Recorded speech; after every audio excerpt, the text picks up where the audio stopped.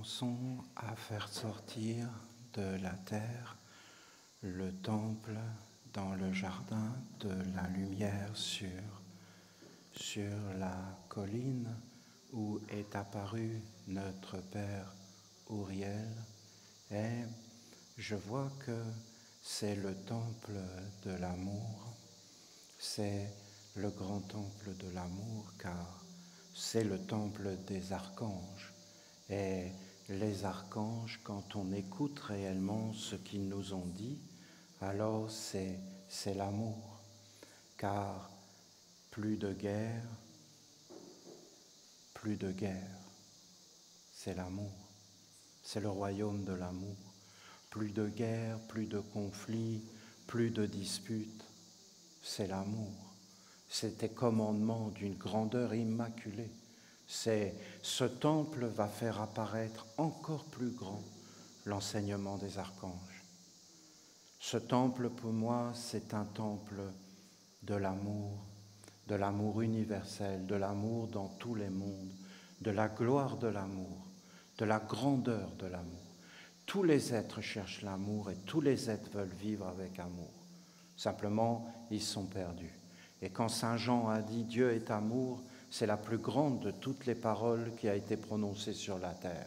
Ce sont des paroles de grandeur, parce que ce n'est pas des paroles qui étaient prononcées comme ça, c'était des paroles qui étaient conscientes, qui étaient vivantes. Et maintenant que le temple des archanges est en train de sortir du sol sur la colline, au cœur du jardin de la lumière, alors je m'aperçois que ce temple, c'est le royaume de l'amour, c'est un ancrage de l'amour. Il doit être dédié au grand Dieu de l'amour, à l'amour. Nous construisons pour l'amour, pour que l'amour soit roi et gouverne, qu'il soit sans frontières. Et il n'y a pas de plus grand amour que les archanges, parce que les archanges, ils sont des grands fils de Dieu, et en fin de compte, ils sont libres, ils sont souverains, mais ils demeurent avec nous par amour. C'est par amour. C'est par amour de Dieu, mais en fin de compte, Dieu est amour. C'est par l'amour de l'amour. Et en fin de compte, ils font tout ça par amour. Et j'entends maintenant le grand amour dans leurs paroles. J'entends dans leurs paroles plus de guerre. J'entends l'amour. Plus de guerre, j'entends l'amour. Plus de contre-vertus, je ne vois pas un conflit.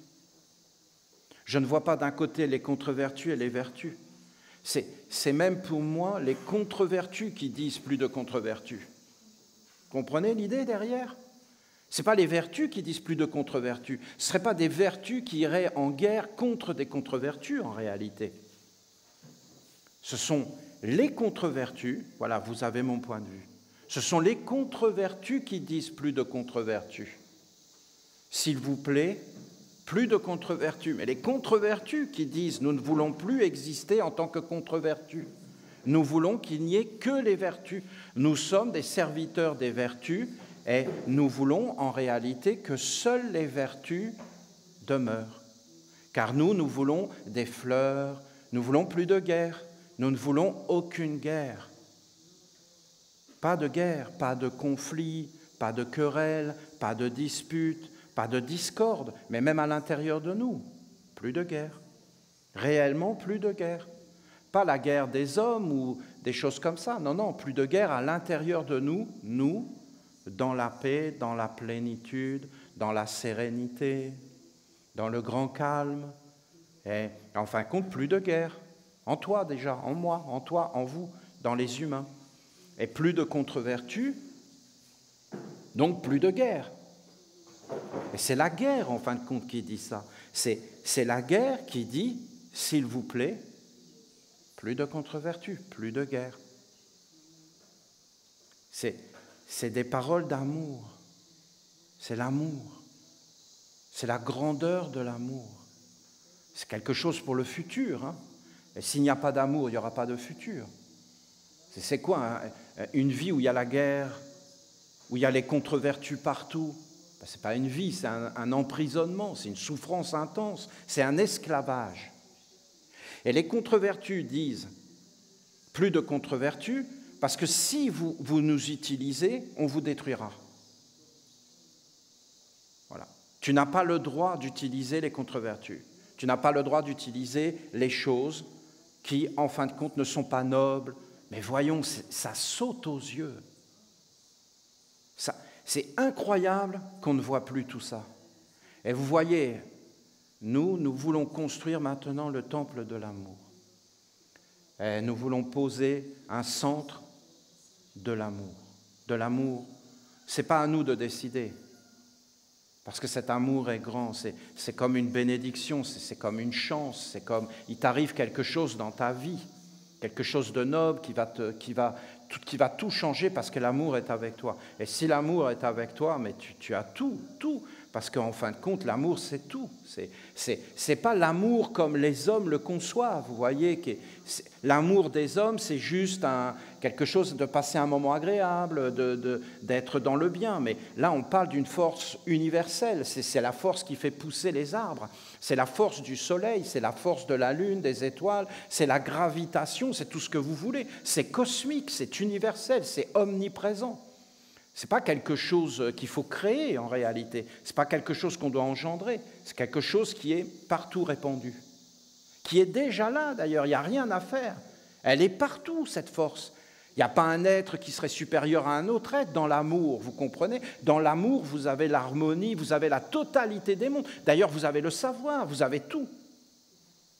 Et quand il n'y a pas l'amour, en fin de compte, il n'y a rien. Voilà, c'est ce que je vois, c'est le temple de l'amour. Nous sommes en train de construire le temple de l'amour. Mais quelle chance, quelle bénédiction, mais c'est vraiment agréable. Je ne sais pas comment vous dire, il y a pire dans la vie.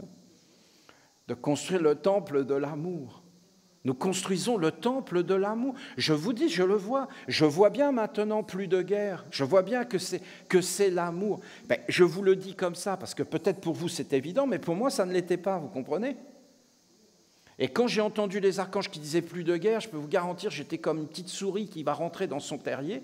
Et quand il a dit plus de contre-vertu, ah non, mais le côté juridique m'a fait rire. L'archange m'a fait rire avec le côté juridique, vous comprenez, plus de contre-vertu. Et que ça devient légal, c'était marrant, mais je n'ai pas compris. Mais maintenant, je comprends. Vous entendez ? Moi, je ne sais pas pour vous. Mais je comprends que c'est des paroles du grand amour. C'est le grand amour.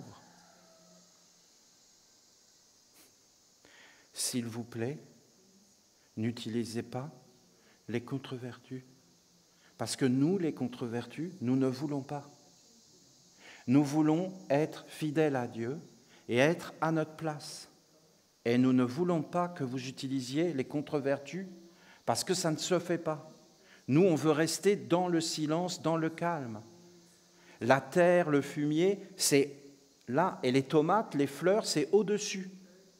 Mais vous prenez le fumier, les excréments, et vous les mettez dans vos assiettes. Vous allez tomber malade. Ne le faites pas. Ne vivez pas dans un monde de fumier, de décomposition, de maladies. Vivez dans un monde de fleurs, de poésie, de beauté, de magnificence. Vivez dans un monde de beauté, de partage, de respect. Vivez dans un monde de clarté, dans un monde de vérité. C'est-à-dire, ben voilà, je suis ignorant, c'est tout. Voilà, c'est la vérité. Et je serai un savant quand je saurai qui je suis réellement. Et en réalité, si je sais qui je suis avec les mathématiques, avec la géométrie, avec la philosophie, avec tout ce que vous voulez, avec la religion, avec tout ce qui existe sur la terre et qui me parle tous de l'unité, donc que Dieu seul existe. En mathématiques, en géométrie, partout, en musique, dans la science de la musique, Dieu seul existe. Partout, tout le monde le dit, c'est l'unité. C'est l'unité. Donc vous voyez, ça rend humble, ça détend, ça fait apparaître de l'ordre. C'est toute une façon d'être. Il y a un tel décalage entre les humains qui veulent absolument exister et qui veulent profiter même, qui veulent ramasser la moindre miette qui tombe de la table, tellement ils sont devenus comme des esclaves et des êtres dégradés. C'est comme ça qu'on nous a mis. Et à la fin, on est là avec les ongles qui traînent par terre, les dents qui rayent le parquet, et en fin de compte, on veut tout avaler, et on se moque totalement des générations futures, et même de la beauté, même du présent, et même de l'éternité. Donc c'est vraiment comme une philosophie qui est enfermée. C'est le principe même de l'enfer, en fin de compte, c'est d'être enfermé. C'est pas d'être ouvert, c'est pas d'être grand.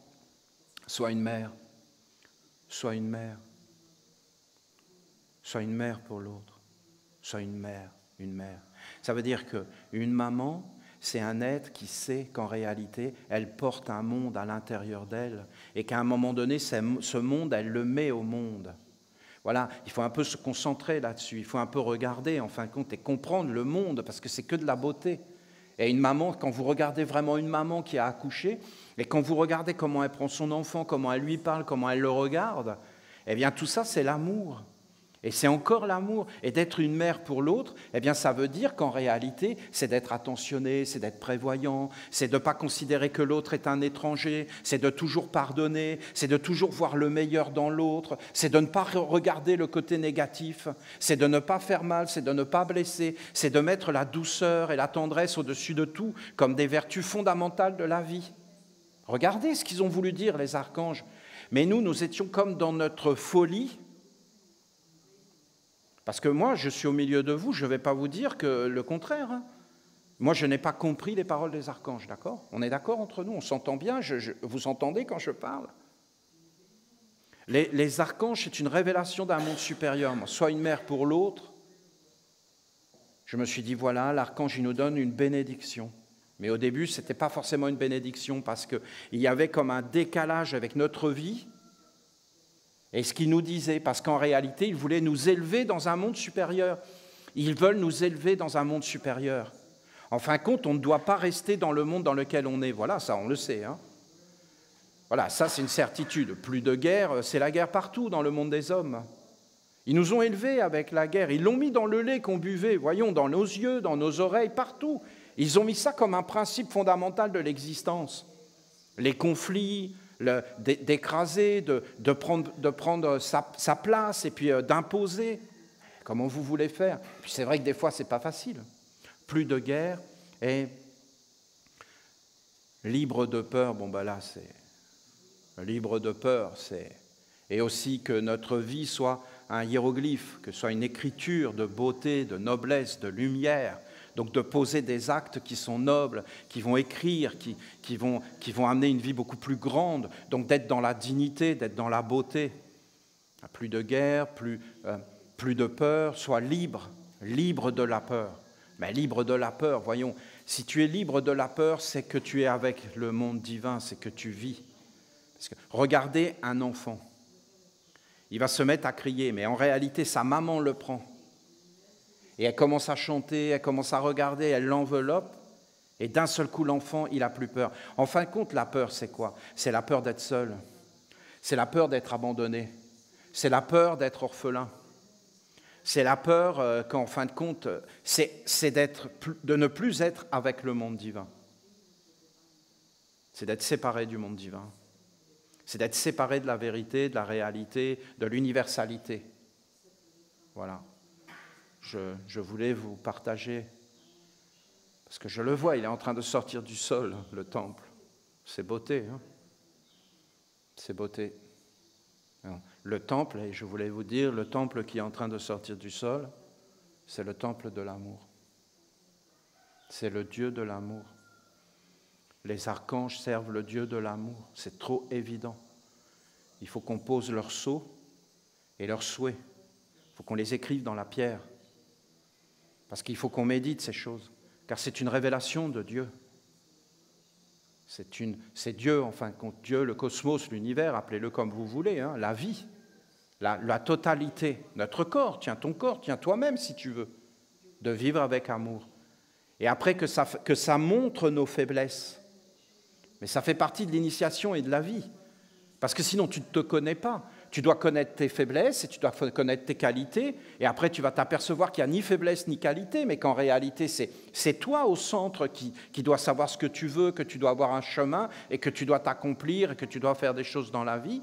Et alors, tu t'aperçois qu'il n'y a ni faiblesse ni qualité, que tu dois utiliser tout ça pour faire apparaître quelque chose de beaucoup plus grand, de noble, et faire de ta vie une œuvre qui est utile et qui est grande. Nos villages sont une bénédiction. Et le jour vraiment où les humains vont s'en apercevoir, parce que nos villages en eux-mêmes portent des idées nobles. Et qu'en fin de compte, en participant à nos villages, on participe à des idées nobles. Je trouve ça merveilleux, grandiose. C'est très beau de mettre nos temples. C'est pas nouveau, hein, vous savez, c'est pas nouveau. Parce qu'avant, les humains, ils faisaient ça, croyez pas. Hein. Et vous aviez des églises, et vous aviez des communes, des communautés autour. Et les êtres, ils avaient des idées nobles. Et ils étaient portés par des choses, par des valeurs, par certaines vertus. Et ils étaient ensemble. Et ils vivaient sur la terre en essayant de faire de leur mieux. Et c'est parce qu'il y a un effondrement de toutes ces choses que nous sommes obligés de nous replier. Et sinon, nous serions avec eux dans cette lumière, dans ce centre, dans cette harmonie. Et il faut une sagesse. Voilà, je vous ai apporté un message de Jésus que je voudrais vous lire. Non, pas un message, une ancienne parole des évangiles, ce n'est pas Jésus, mais c'est une ancienne parole qui a été retrouvée dans l'évangile de Thomas. Jésus vit des petits qui étaient au sein. Il dit à ses disciples, « Ces petits qui têtent sont semblables au royaume, à ceux qui entrent dans le royaume. » Ils lui dirent, « Alors en devenant petits, nous entrerons dans le royaume. » Ça volait haut. Hein. Vous voyez bien qu'ils c'était pas des Esséniens. Et vous voyez bien que Jésus était un Essénien et que les disciples qui l'entouraient n'étaient pas des Esséniens. Donc il y avait une différence de culture énorme. Et en fin de compte, ils ne comprenaient pas ce que disait Jésus. Jésus leur dit, non seulement ils ne comprenaient pas, mais je vais vous laisser comprendre comment il leur explique. Hein? Des fois, Jésus, on pense qu'il parlait qu'à lui-même. Jésus leur dit, lorsque vous ferez le 2-1,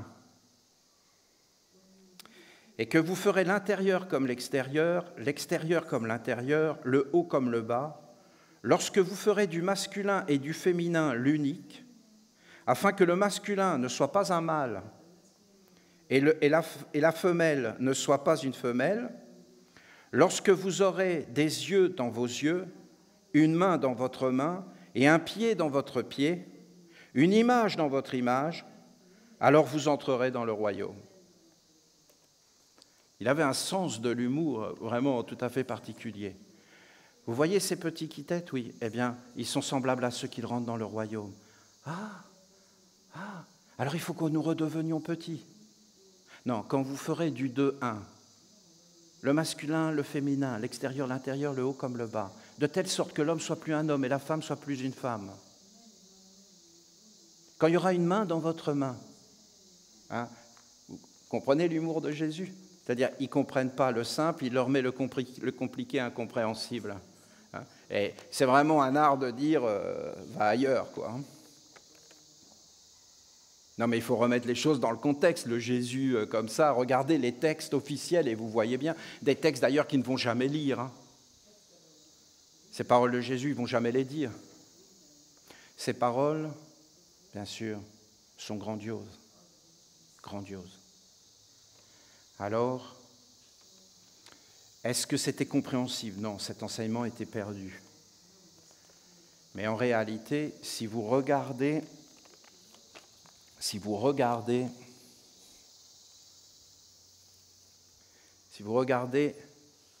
le culte de la lumière, qui est une révélation de Dieu, quand vous regardez le culte de la lumière, vous avez la statue du recyclage. Ensuite, vous avez le triangle des invocations. Vous avez les deux gardiens qui sont en réalité une discipline. Croyez pas, d'avoir une discipline dans sa vie, c'est pas rien. Hein. Et vous avez ici le cercle de la ronde des archanges. C'est-à-dire que j'entre dans un cercle. Et là, c'est un cercle de prière, c'est un cercle de dévotion, c'est un cercle d'études. C'est pas rien. Nous, l'archange nous dit plus de guerre. Et nous sommes dans un cercle, et nous entendons sa parole, mais nous ne la comprenons pas forcément. Et donc, nous allons étudier dans la dévotion, et nous allons nous mettre ensemble dans un but commun. Et d'arriver à comprendre une telle parole et de la mettre en œuvre avec nos moyens. Ça n'a rien à voir avec le monde des hommes. Parce que dans ce cas-là, on se tromperait. C'est à l'intérieur de nous qu'il ne doit plus y avoir de guerre. Sinon, il nous a dit quelque chose qui est impossible à réaliser. Vous avez le pupitre et vous avez l'autre cercle. Voilà. Olivier, pourquoi tu nous dessines ça? Parce que Jésus parlait de ça. Et en fin de compte, ce hiéroglyphe, c'est une écriture absolue, une clé qui ouvre les portes de la sagesse universelle de tous les peuples. Ça pourrait être le Bouddha, ça pourrait être Lao Tse, ça pourrait être les peuples animistes, même si c'est un peu spécial les peuples animistes, c'est une clé universelle. Parce que ça, en réalité, c'est la constitution de toi et de moi. Tu vois, il y a une partie qui est le recyclage dans la vie. Recyclage veut dire que c'est dans la mort. La mort, c'est un processus de recyclage. Il n'y a pas de déchets dans la nature. Tout est recyclé, tout est utilisé. Rien ne meurt d'ailleurs dans la nature, tout se transforme. La mort apparaît avec l'homme ou avec des déchets. D'ailleurs, l'homme a fait apparaître des déchets de très grande durée qui va à l'encontre des lois de la nature. L'homme va à l'encontre des lois de la nature parce qu'en fin de compte, l'homme fait apparaître un monde de déchets. C'est comme un cancer en fin de compte. C'est quelque chose qui devient indépendant de la nature et qui en fin de compte continue à vivre et résiste au recyclage. Bon, vous avez le recyclage. Et vous avez un triangle des invocations, je vais mettre les gardiens dedans, qui est en fin de compte une faculté, une capacité qui est beaucoup plus grande et qui nous montre en réalité que vous avez le corps et vous avez l'âme, c'est-à-dire ce qui anime le corps. Il faut faire la différence entre un corps animé et un corps inanimé. C'est le même corps. Où est la différence? Mais dans l'invisible, dans ce qu'on ne voit pas. Par exemple, moi, là, je suis en train de vous parler, c'est l'invisible qui parle. Ce n'est pas le corps. Le corps, en fin de compte, est juste un instrument, comme ça. C'est un instrument pour que j'écrive au tableau. Et le corps lui-même est un instrument qui me permet de tenir l'instrument. Mais derrière, vous avez une âme avec des pensées, des sentiments. Et en fin de compte, on peut observer ça. On peut l'observer et le voir. Et s'entraîner à devenir conscient du subtil. Et de voir en réalité que le corps est animé par des mondes beaucoup plus grands, invisibles, avec des influences. Ça nous amènerait très loin. Mais ce qu'il faut que vous sachiez, c'est que c'est une base. Je suis animé. Et en fin de compte, il y a des mondes avec une destinée, avec des choses. Peut-être je suis enchaîné, vous comprenez, il y a beaucoup de choses. Peut-être je suis libre. Après, si j'observe, je vais voir qu'il y a des choses que je dois transformer dans ma vie pour être plus heureux, pour être plus serein, pour éviter certaines alliances, certaines associations. C'est tellement simple. C'est simple. Et donc, il va me falloir une discipline, de l'aide. C'est ça, ces deux gardiens. Ces deux gardiens, c'est l'enseignement, c'est une sagesse. Une fois que j'ai passé ces deux gardiens, j'entre dans le cercle de la ronde des archanges. Et dans le cercle de la ronde des archanges, c'est un cercle, ici vous avez l'éveil,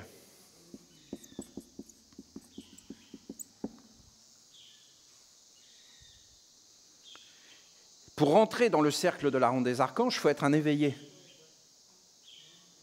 Parce que c'est quelque chose de conscient, pas quelque chose d'inconscient. Par exemple, je ne sais pas, ta nationalité, ce n'est pas conscient. Ta famille, ce n'est pas conscient. C'est des choses qui viennent, qui sont anciennes, qui reviennent. Il y a des raisons derrière, il y a de l'intelligence partout. Mais ce n'est pas forcément conscient. Mais par exemple, rentrer dans la ronde des archanges, c'est un acte conscient. C'est un acte volontaire. Tu vas rentrer dans la ronde des archanges. Et en fin de compte, tu vas être dans un cercle. Et là, tu vas commencer à entrer dans la discipline est déjà derrière toi. Donc pour toi, c'est évident la discipline, ça ne se discute pas. Parce que tu as compris des choses. Parce que dans la vie, tu discutes quand tu n'as pas compris. Mais quand tu as compris, tu ne discutes pas. Tu as compris. Mais la compréhension ne vient jamais de l'extérieur de toi. C'est qu'une aide, l'extérieur, c'est comme une béquille. Mais ça doit venir de toi, il n'y a plus de discussion. Parce que quand c'est toi, il n'y a plus de discussion. C'est quand ce n'est pas toi. Tu discutes parce que tu ne comprends pas. Les disciples de Jésus, ils discutent avec Jésus parce qu'ils ne comprennent pas. Ils ne sont pas dans un état d'éveil, ni de stabilité, ni de discipline. Le chemin est fermé. Tandis que là, quand tu rentres dans la ronde des archanges, ça ne peut être qu'un acte libre. Vous savez, l'amour ne peut pas accepter l'esclavage. Parce qu'en réalité, l'amour, c'est un acte libre et délibéré. Sinon, ce n'est pas de l'amour, voyons. Ce n'est pas de l'amour. L'amour et la liberté sont deux choses qui vont ensemble. Et l'amour et l'asservissement, non, ce n'est pas de l'amour. C'est de la peur, c'est tout ce que vous voulez, c'est des manques, c'est des frustrations peut-être. Ce n'est pas un jugement. Ce que je veux vous dire, c'est qu'il y a un monde en décomposition, organisé qui va être désorganisé. Et vous avez un monde d'éveil.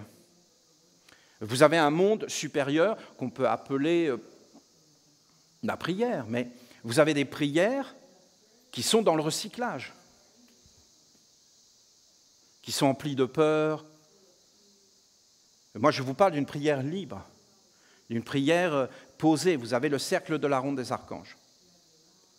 Ensuite, vous avez le pupitre, c'est-à-dire l'offrande, et vous avez l'être de la lumière, la divinité. Quand vous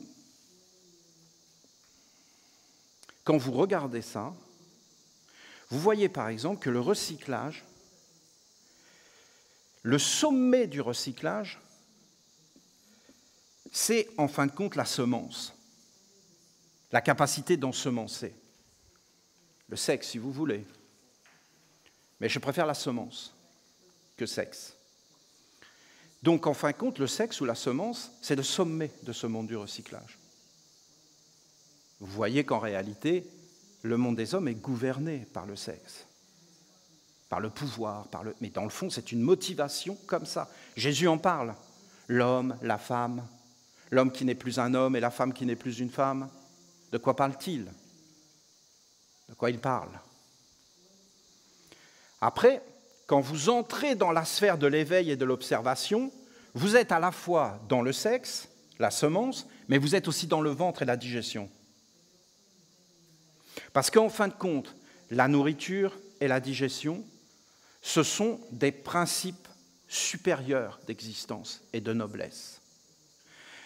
Je ne vais pas vous parler de tout ça par le détail. Parce que dans le fond, je veux expliquer la parole de Jésus. Mais par exemple, vous regardez quelle est la différence dans une ruche entre toutes les abeilles et la reine, c'est la nourriture.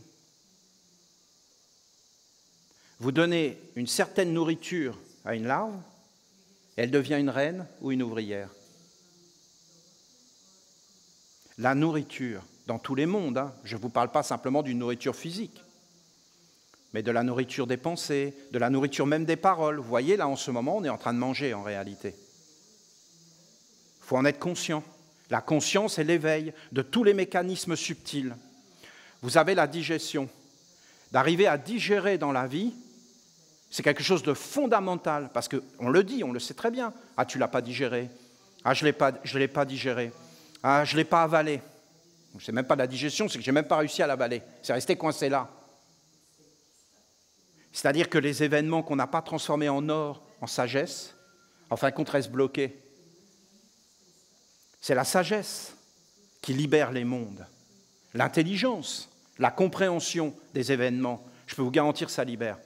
Des fois, il faut des années, des fois, ça ne marche jamais. Des fois, on reste bloqué. Parce qu'on n'a jamais compris ce qu'on a vécu et ça reste à l'intérieur. Et on ne peut plus s'en libérer. Donc, en fin de compte, on est conduit dans un asservissement. La sagesse a un processus de libération. La sagesse, pour nous, c'est un processus de digestion et de libération et de faire un corps, en fin de compte, de sagesse. Vous la voyez, la différence entre avoir un corps d'expérience de sagesse et de ne pas l'avoir ? Eh bien, l'être qui a un corps d'expérience de sagesse, quand l'événement va arriver vers lui, il ne sera pas touché. Mais l'autre, il tombera, parce qu'il n'a pas les organes et le corps. Ici, c'est le cœur. Voilà, le cœur, la respiration. Le pupitre, il est dans le cou. Et là, c'est la tête.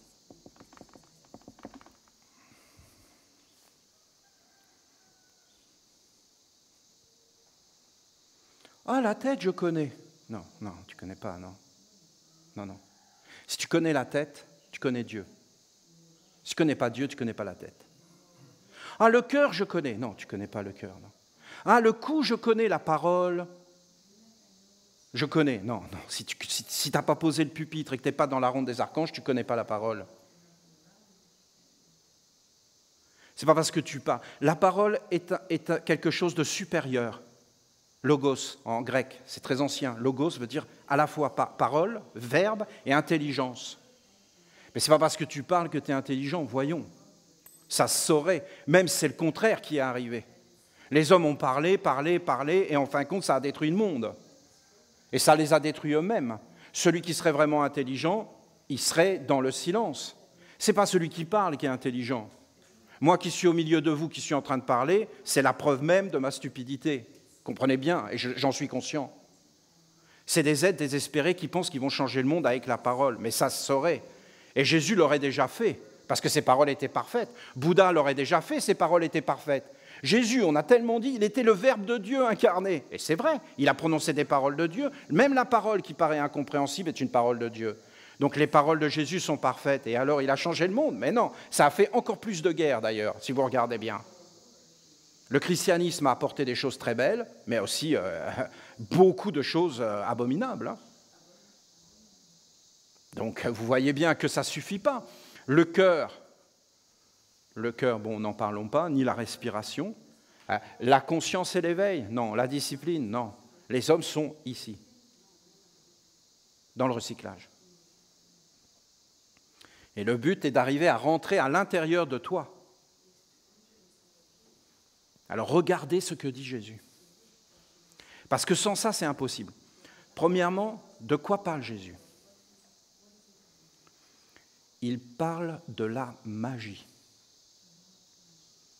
Et en fin de compte, il s'adresse à des magiciens, des mages, des disciples de Zoroastre, des mages, des prêtres. Et en fin de compte, il leur enseigne les lois de la magie, c'est-à-dire de la créativité individuelle. Et que l'homme est un créateur. Par ses yeux, par ses oreilles, par ses mains, par ses pieds, par la façon de marcher, l'homme génère des influences et il y a des conséquences à tous les actes, à ta façon d'être. Voilà, il leur parle donc de magie. Et dans la magie, bien sûr, il parle de religion, parce que la religion, en fin de compte, c'est une magie. Et il leur parle aussi de la dignité, parce qu'il n'y a pas d'autre dignité sur la terre que d'être responsable de ses actes, que d'être respectueux, que d'être conscient, que d'être bien éduqué. C'est-à-dire dans les lois de la magie. C'est ça qu'il leur parle. Et c'est pour ça qu'il leur dit « des mains dans tes mains, ce qui est en haut ». D'ailleurs, regardez, hein, il dit « des yeux dans tes yeux », ça veut dire qu'il parle de la tête. Après, il dit « des mains dans tes mains », ça veut dire qu'il leur parle en fin de compte de cet endroit médium. Et après, il dit « des pieds dans tes pieds ». Il parle de la mère, de l'homme et du Père. Et en réalité, si vous regardez qu'est-ce qu'il dit, il dessine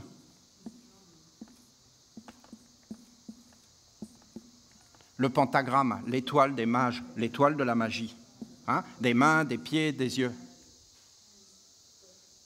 Et il leur parle d'un monde supérieur, où il n'y a ni féminin ni masculin. Où est-ce qu'il y a le féminin et le masculin ? Hop, le sexe, dans le recyclage.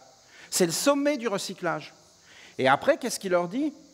Il leur dit, il n'y a ni masculin, ni féminin, ni haut, ni bas. Il n'y a plus de dualité, en fin de compte. C'est ça qu'il leur dit. Et où est-ce qu'il y a ça? Dans les yeux, par exemple.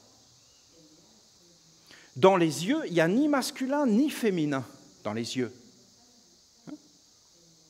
Si tu enlèves tout et que tu gardes les yeux, c'est quoi le sexe des yeux? Il n'y a pas de sexe. Il n'y a pas de sexe dans les yeux. Est-ce qu'il y a une valeur sexuelle dans les yeux? C'est-à-dire le sexe, une valeur de créativité, d'émission et de réception et de créativité. Vous voyez, le sexe, en fin de compte, c'est ça. Mais bien sûr, dans les yeux, vous avez une capacité d'émettre, vous avez une capacité de recevoir, et vous avez une capacité créatrice. Mais en réalité, ce n'est plus soumis au pôle, parce qu'il n'y a pas de sexe. C'est androgyne, l'œil. Et en fin de compte, l'œil est un reflet de l'âme. Donc il parle de notre âme, et notre âme n'est absolument pas sexuée. Même notre conscience n'est pas sexuée. La conscience n'est pas sexuée. D'accord ? Ah mais si Olivier, moi je suis conscient que je suis un homme. Non, tu es conscient du corps. Dans le recyclage. Mais monte dans tes yeux. Ah, j'ai des yeux masculins. Oui, parce que tu prends ton corps et tu l'emmènes dans tes yeux. Donc tu emmènes ton corps dans tes yeux. D'accord ? Ah, ouais. Mais mon âme, elle est quoi alors mon âme ? Elle est ni homme ni femme. Mais c'est quoi ? Ah tu emmènes ton corps dans ton âme. Tu ne peux pas rentrer dans le royaume de Dieu. Parce que tu emmènes le recyclage dans l'éveil. Mais dans l'éveil, tu n'es pas le corps. Et tu emmènes le corps, le recyclage, dans le monde de la vie. Mais regardez, c'est la balance des mondes. Mais ce monde-là n'est pas invité à entrer. Mais qu'est-ce que tu racontes, Olivier? Personne ne parle comme ça, personne ne dit ce que tu es en train de dire là. Mais moi, je vous interprète les paroles de Jésus. Je vous dis ce que Jésus a dit. Et il l'a dit. Et c'est pas parce que Jésus l'a dit, c'est une vérité, voyons, regardez vos yeux, vous allez voir que c'est une vérité. Après, la façon dont on regarde les yeux, c'est ça qu'il dit. Bon, alors, il dit quoi? Il dit une main dans une main. Ok. Des yeux dans les yeux. Ok. Des pieds dans les pieds, mais continuez, Des oreilles dans les oreilles, un souffle dans le souffle, un cœur dans le cœur. Allez-y avec tout le corps.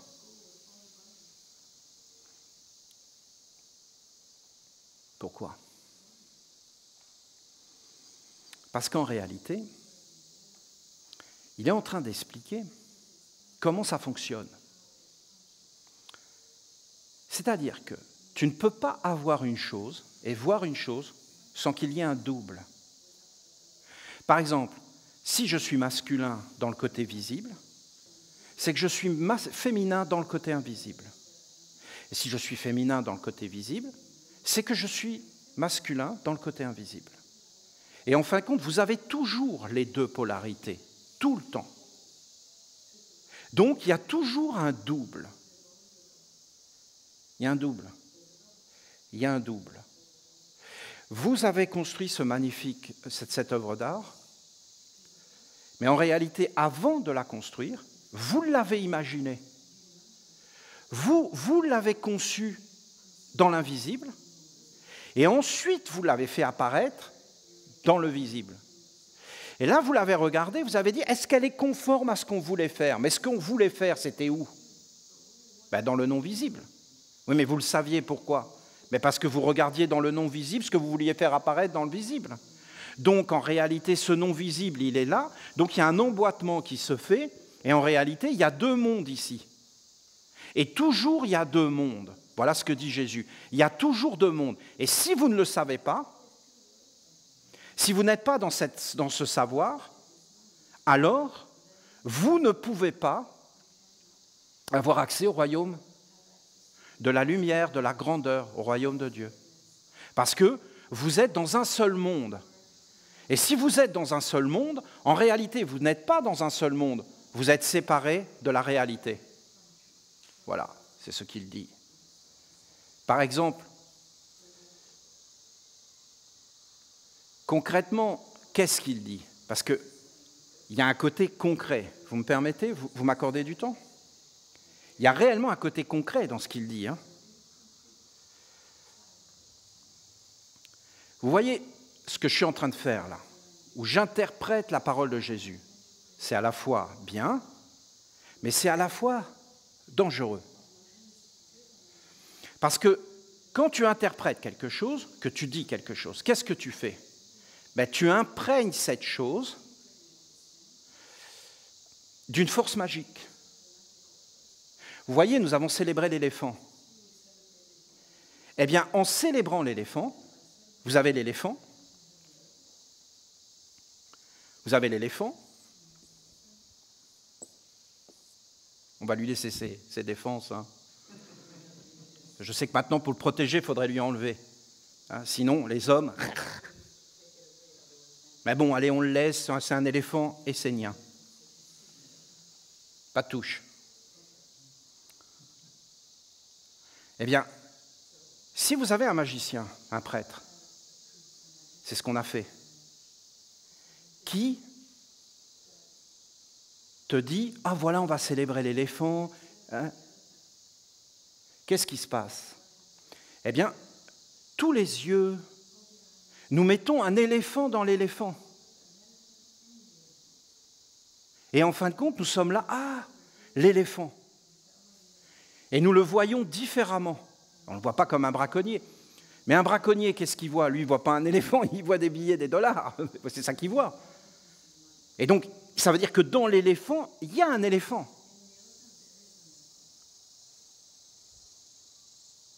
C'est valable pour tout. C'est ça qu'il dit Jésus. Il dit, en toute chose, vous avez de la magie. C'est-à-dire que vous avez un double. Mais ce double, il va être en fonction de ce que vous voyez juste le recyclage, si vous êtes un être éveillé. Pourquoi c'est dangereux? Parce que ça soit un être positif qui te montre la beauté, ou que ça soit un être négatif qui fait apparaître l'avidité, en réalité, les deux ne sont pas positifs. Parce que rien ne peut remplacer tes yeux à toi. Voilà ce que dit Jésus. Tes yeux à toi. Ce sont tes yeux. Et c'est ton âme. Et il ne faut pas que tu te laisses influencer, même si c'est positif. Il faut que tu apprennes à voir avec les yeux qui sont les yeux de l'harmonie universelle, parce qu'il y a une entente cordiale, une entente respectueuse dans tous les individus, parce que c'est Dieu. Et Dieu, en fin de compte, étant le mystère des mystères, il est le respect suprême. Parce que lui, il va t'amener à avoir des yeux dans tes yeux, des oreilles dans tes oreilles. Mais comment? Mais par la discipline. L'homme n'est pas, voilà ce que dit Jésus, mais l'homme doit se créer. Vous voulez que je sois encore plus clair? Bon. En réalité, voilà, Jésus, il était en train de marcher avec des disciples. Et à un moment donné, il rentre dans un village. Et quand il rentre dans ce village, qu'est-ce qu'il voit? Il y avait 3 disciples avec lui. Et donc, il était là, et lui, il s'est arrêté parce qu'il y avait une femme qui était en train d'allaiter. Cette femme était assise sur le sol.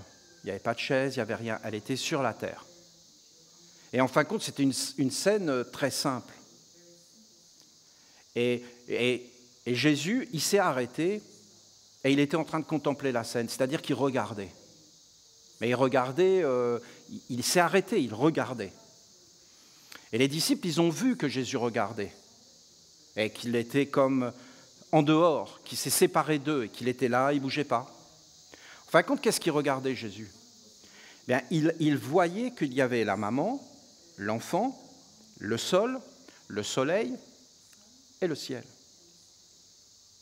Et lui, il était en train de contempler, parce qu'il y avait le sol, la maman, l'enfant en train de téter,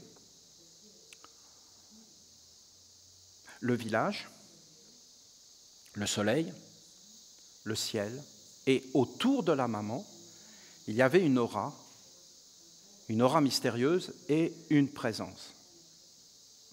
Et Jésus, il a vu que c'était un hiéroglyphe, une écriture sainte, une écriture divine.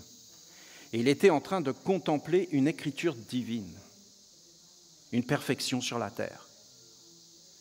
Et quand le disciple est venu le voir, elle lui a dit « Mais qu'est-ce que tu regardes ? C'est quoi que tu regardes ?» Et il lui a dit « Ah oui, c'est beau. »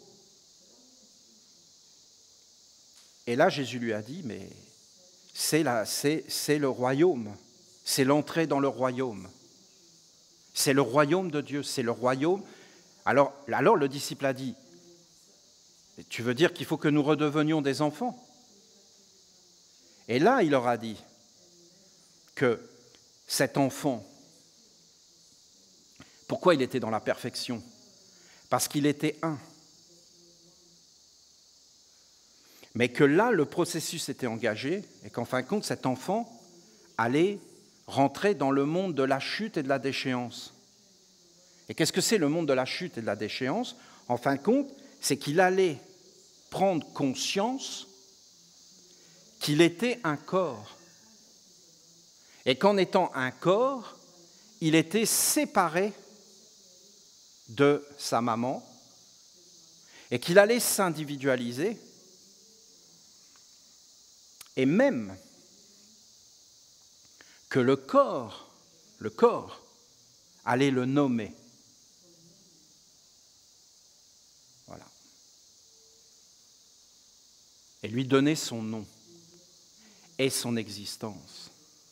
Et qu'à partir de ce moment-là, cet enfant allait être individualisé avec le corps et par le corps.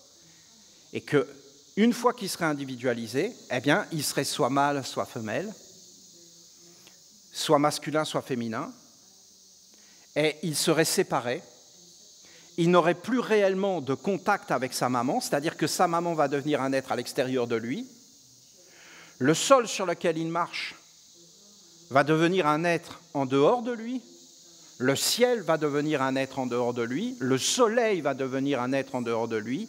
Et il va être, en fin de compte, existant dans un corps, pour des buts du corps, et que si on regarde son double, donc le corps, ici, le corps qui est né, donc qui va mourir, qui va être recyclé. Mais l'être qui habite le corps, le double, serait entièrement nommé et créé à partir du corps dans la séparation. Ah, mais alors, c'est une malédiction. Oui. Mais alors, comment faire ? Eh bien, si vous voulez sortir de cette malédiction, il faut, en fin de compte, avoir un double, être conscient des doubles. Vous éveillez dans le fait que vous n'êtes pas le corps, et même vous avez été nommé par le corps, et votre pensée a été comme alimentée par le corps, et que votre être est par le corps. Et le corps, en fin de compte, qu'est-ce que c'est ? Eh bien, c'est quelque chose qui s'oppose au soleil et qui génère une ombre. Mais que quand le corps va disparaître, cette ombre ne pourra pas subsister. Voilà, c'est ça l'enseignement de Jésus. Alors comment on fait ? Bien, regarde. D'abord, la magie. Qu'est-ce que tu vas faire si tu veux devenir un mage ? Il faut que tu fasses apparaître à l'intérieur du corps des organes qui vont te permettre d'entrer dans les mondes spirituels. Comment tu fais pour élaborer ces organes ? Eh bien, en fin de compte, la première chose que tu dois faire, c'est la concentration. Pourquoi la concentration ? Parce que la concentration, c'est quelque chose qui vient de la terre, de te concentrer. Ensuite, qu'est-ce que tu dois faire ? Tu dois rentrer dans l'eau. Et qu'est-ce que c'est l'eau ? C'est comme un miroir, c'est comme quelque chose. L'eau, c'est des images. Hein ? Il le dit d'ailleurs, une image dans ton image. L'image du corps et l'être qui habite, l'image, quelle est l'image qui est derrière. Et donc, en fin de compte, vous avez la visualisation et l'imagination. Alors le mot imagination est très, très, très beau, hein, parce que dans l'imagination, vous avez mage. Dans image, vous avez mage. L'art de créer des imaginations, c'est l'art des mages. Les mages sont des êtres qui vont envoûter, c'est-à-dire créer des voultes, des cercles. Envoûter veut dire encercler. Créer un voult, un zodiaque, des influences. Alors, en réalité, vous commencez par... Je ne parle pas de la méthode de Jésus, hein, de créer une main dans la main, tout ça. Moi, je ne parle pas de cette méthode-là. Moi, je dis que la méthode qui est maintenant, c'est de se concentrer sur la statue du recyclage. Je fais une petite parenthèse et après je vais finir. Nous, les Esséniens contemporains, la technique est très simple. La statue du recyclage. Ah, on nous a donné des enseignements. Non, non, non, non, non. Ça, c'est bien, parce que c'est pour préparer. Mais c'est juste une préparation. Parce qu'il n'y a pas d'enseignement plus grand que les tiens, que ce que tu as compris toi. Ce n'est pas l'autre qui est important, c'est toi, toujours. Et donc, la technique, c'est la concentration, par exemple, sur la statue du recyclage. Si tu te concentres sur la statue du recyclage et que tu la regardes, qu'est-ce qui va se passer? Ben, tu la vois. Oui, mais il faut que tu la regardes à l'intérieur, c'est-à-dire que tu crées une visualisation parfaite, imaginée, de créer à l'intérieur une image de la statue du recyclage, jusqu'à ce que tu la vois sans les yeux. Voilà, voilà ce que dit Jésus. Lui, il le dit avec les mains et les pieds. Tu dois la voir sans les yeux. Et rester concentré. Tu dois t'entraîner jusqu'à y arriver. Quand tu as réussi à faire ça, tu ne dois pas chercher à amener l'enseignement. Non, au contraire, tu dois l'enlever. Tu peux très bien prendre des paroles qui ont été dites, où la statue du recyclage parle. Hein? Nous avons des messages, des dialogues théurgiques où la statue du recyclage parle, d'accord? Mais comment la statue du recyclage peut parler? Mais parce que ce n'est pas la statue du recyclage qui parle, c'est le double de la statue du recyclage qui parle, dans des mondes plus grands.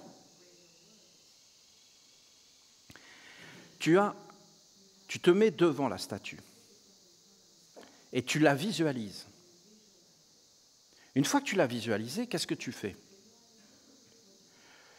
Tu prends une parole qu'elle a dite et tu la dis dans l'inaudible. Et tu fais en sorte que ça soit ta visualisation qui parle. Mais Olivier, c'est de l'imagination. Ben oui. Oui, mais l'imagination n'est pas réelle. Ah bon? Mais qui a dit ça? Et tu y as cru?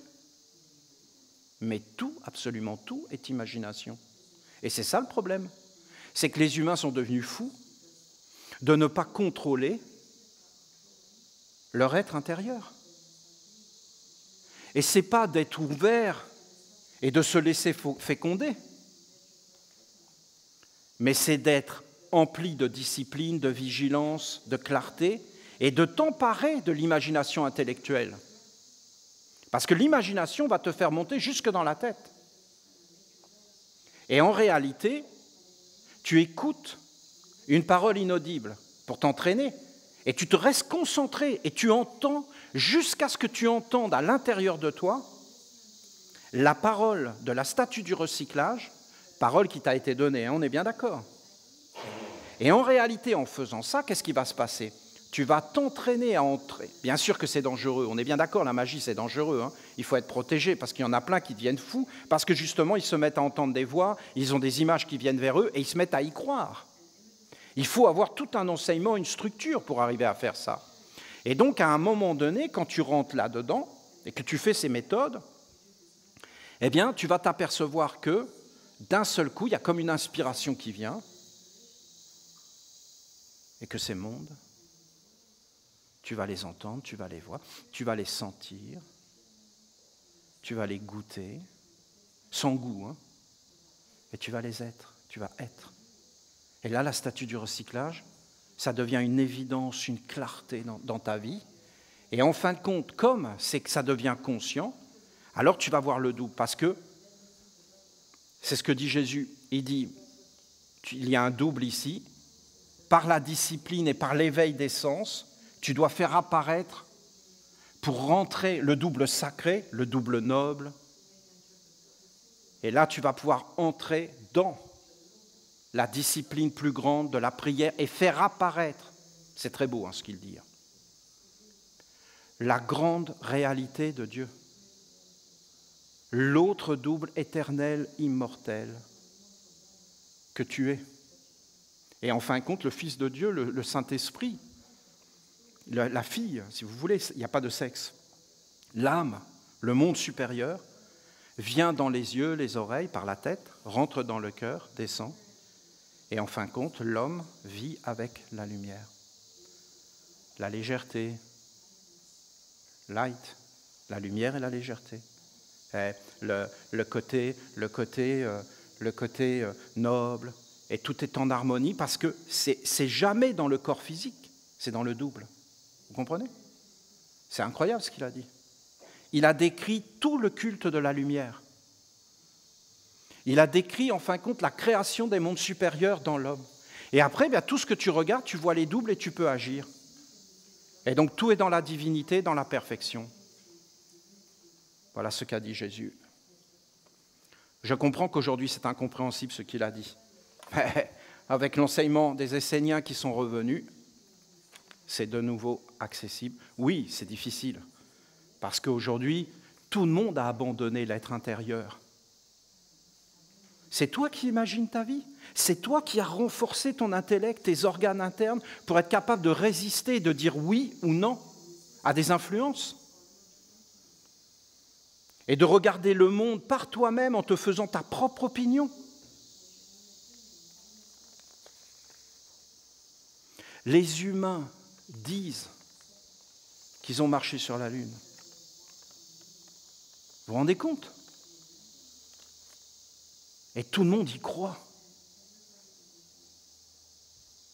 Alors qu'on sait que c'est impossible. Il suffit de dire les choses pour que les humains le croient. Et est-ce que c'est facile ou pas de le croire? Non, c'est très dur de ne plus le croire. Parce qu'on se dit, mais attendez, mais c'est trop là ce qu'il raconte. Pourquoi? Ça va trop loin. Mais regardez comment c'est puissant. Et après, tu es totalement dans le doute. Et tu ne sais même plus où te poser. Et qu'est-ce qui est vrai, qu'est-ce qui est faux? Tu es complètement déstabilisé, tu n'as pas envie de ça. Donc tu te laisses faire, tu veux que ça s'arrête. Donc tu te laisses envahir. Mais en réalité, tu dois te faire ton propre opinion et pas t'occuper de ce qui ne te regarde pas.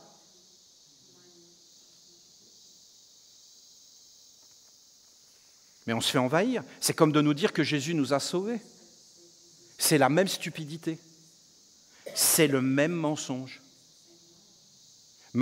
Qu'ils ont été sur la Lune ou que Jésus est mort pour nous, ce qui est quand même un truc abject, on est bien d'accord si on réfléchit 5 minutes.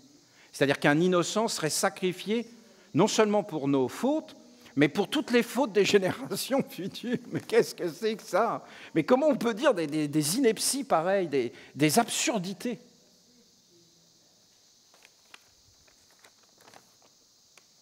Ça déresponsabilise totalement les humains. Jésus vit des petits qui étaient au sein. Il dit à ses disciples, ces petits qui têtent sont semblables à ceux qui entrent dans le royaume. Comprenez? Ils ne sont pas différenciés du tout, ils sont dans l'unité. Oui, mais Olivier, ils n'ont pas d'existence. Mais qu'est-ce que t'en sais? Ils sont avec une existence supérieure de l'âme. Et après, ils vont être dans la chute. Et qu'est-ce qui va se passer? Mais c'est trop clair ce qu'il dit, vous comprenez? Ils vont être séparés du Saint, ils vont commencer à manger par eux-mêmes, à penser qu'ils existent par eux-mêmes, ils vont être nommés par le corps va leur dire qui ils sont, mais plus l'âme, plus la maman, ils vont se sentir séparés de la maman, du sol. Mais là, c'est la perfection parce que la maman n'est pas séparée. Regardez. Ils lui dirent alors, en devenant petits, nous entrerons dans le royaume. Jésus leur dit, lorsque vous ferez le 2-1, plus de séparation, vous monterez vers l'âme. Vous ferez apparaître la vérité, votre être éternel, immortel, et pas l'ombre. Vous ferez l'intérieur comme l'extérieur comme l'intérieur, le haut comme le bas. Lorsque vous ferez du masculin et du féminin l'unique,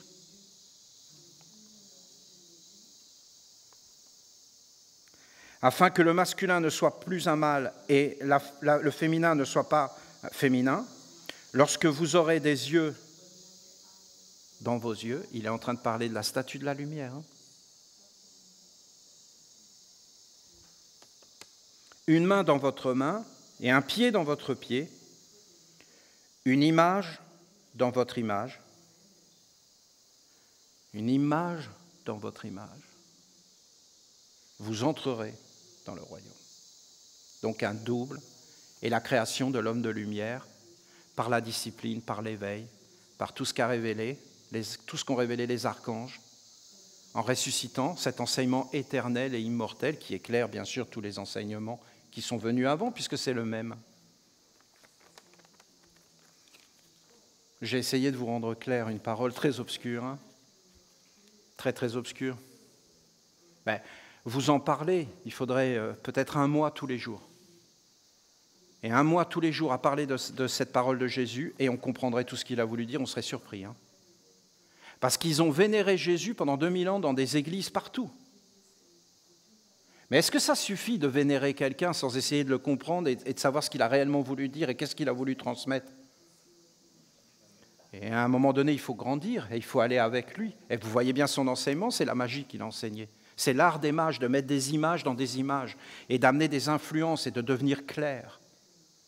Parce qu'on ne parle pas de magie sombre, de magie des ténèbres, d'une magie qui enferme, qui dégrade, qui amène un monde sale. Mais on parle d'une magie de noblesse, de dignité. Jésus était un être digne. C'était un prêtre du Très-Haut. C'était un fils de Dieu. C'était un être qui travaillait pour l'amour, pour la lumière, pour la grandeur. Donc il parlait en fin de compte d'une éducation, de quelque chose de sacré, d'une dignité, d'une transmission. Et il leur disait qu'en réalité, quelque part, nous étions maudits. Parce qu'en réalité, le début de la vie était un hiéroglyphe parfait, mais en fin de compte, après, on s'écarte. Et on est fécondé par une magie qui est ancienne et qui nous a servi à des mondes sombres et à des préoccupations qui n'existent pas. Et on est envoûté dans ce monde. Et il n'y a que le désenvoûtement et l'entrée dans la ronde des archanges qui permet en fin de compte de sortir de ces mondes, mais ce n'est pas suffisant parce qu'il faut rentrer dans toute l'école et la discipline et faire apparaître l'être éternel, véritable. Ah, on a des imaginations de ça. Non, non, il faut vraiment que tu le sentes et tu vas voir que c'est très simple, beaucoup plus simple que ce qu'on imagine. Voilà, j'espère que c'est plus clair pour vous. Ce sont des techniques, réellement. Contrôler l'eau, les images qui rentrent dans ta vie, qui t'imprègnent. Si tu veux féconder le sol, la terre, il faut que tu mettes des graines. Tu fais un jardin, tu peux être très heureux. Tu as des fleurs, tu as des légumes, tu vis. Mais si tu veux féconder l'eau, comment tu fais? Pour féconder l'eau, il faut amener des belles choses ou des mauvaises choses. Tu peux amener des mauvaises graines, mais ne crois pas. Ah, les graines, oui, je comprends. Si je mets des mauvaises graines, je vais avoir des mauvaises récoltes. Mais l'eau, je ne comprends pas. Mais bien sûr, si tu mauvais une mauvaise imagination, mauvaise visualisation, mauvais concept dans la vie, tu es en train de féconder l'eau. Et cette eau est aussi réelle que la terre. Hein. Et en fin de compte, l'eau touche la terre, et la terre aussi sera fécondée. L'imagination est quelque chose de très puissant. C'est en fin de compte l'intellect. L'intellect est un monde empli d'images et de concepts et de croyances. Ça peut être mélangé avec le cœur, ça peut être exciter les désirs. Donc tu vois quelque chose, tu imagines cette chose et tu veux cette chose. Et là, tu te mets en mouvement très puissamment. Que cette chose te fasse du bien ou du mal. Jésus, il dit de devenir conscient de ces mondes, de les traverser et en fin de compte d'entrer dans des mondes de grandeur. Mais il n'en parle pas de ça. Il parle d'entrer dans une unité et de sortir de tous les conflits et de toutes les fausses identifications. Ouais, c'est ça, identification. Identification au corps physique, c'est fini. C'est ça qu'il dit. Et si tu es identifié à quelque chose qui n'est pas le corps, allez, si tu vois ça, tu verras, tu comprendras. Qu'est-ce que tu verras? Tu verras que le soleil,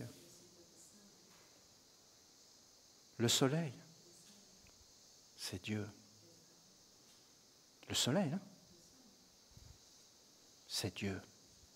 C'est Dieu. Et tu es là, et tu rentres dans l'unité, et tu n'as plus de corps. Eh bien, la seule chose que tu dois regarder, c'est le soleil. Et si tu regardes les humains, tu vas voir tous leurs problèmes, toutes les forces, et ça va t'emmener vers le bas. Il y a réellement un enfer. Hein. Et si tu te fais attraper par ces influences, tu vas te noyer. Tu ne peux pas les aider. Les aider, les humains, c'est de leur amener l'enseignement sacré. Mais les humains doivent s'aider eux-mêmes. Et ils doivent sortir de toutes ces choses qui ont été accumulées. Et le soleil, lui, il est empli de lumière, de majesté, de grandeur. Et il te montre réellement ton être véritable, la lumière, l'harmonie. Et c'est une harmonie cosmique. Et là, tu comprends la ronde des archanges, le cercle des disciples et des éveillés. C'est trop clair, hein? Trop clair pour moi. C'est une science des doubles et de la création du monde divin sur la terre, d'une autre humanité que Jésus voyait. Il a indiqué le chemin, mais il n'a pas réussi à se faire entendre, mais il ne le voulait pas non plus. Hein. Je vous rassure tout de suite. Il ne voulait pas forcément se faire entendre, ni être compris.